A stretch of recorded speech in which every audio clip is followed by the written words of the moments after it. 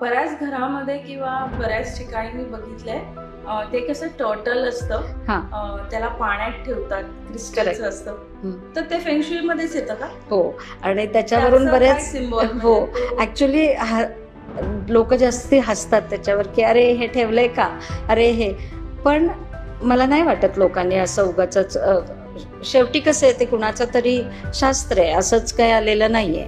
पण जर तुम्हाला त्याची माहितीच नसेल एखाद्या वस्तूची, कारण चायनीजमध्ये सिम्बॉलिकली खूप काम केलं जातं. आता सिम्बॉल्स तेवढे काम करतात, आर्टिकल्स तेवढे काम करतात का, तर ऑफकोर्स करतात. कारण त्या वस्तू, म्हणजे आता जर मी तुला असं करत असेल की, तर तुला लगेचच कळेल की मी खायला मागते किंवा मला पाणी हवंय. तर हे जसं आपल्याला कळतं तसं एनर्जीला पण सिम्बॉल्स बघून कळतं की त्या गोष्टी तिथे तिथे आल्या पाहिजे. पण आता जसं तू म्हटलंस की टर्टल आहे आणि ते ह्याच्या डिशमध्ये ठेवून पाणी घालून पण ते ह्याच्यासाठी तुम्हाला एक्झॅक्ट फेंगशुई माहिती पाहिजे.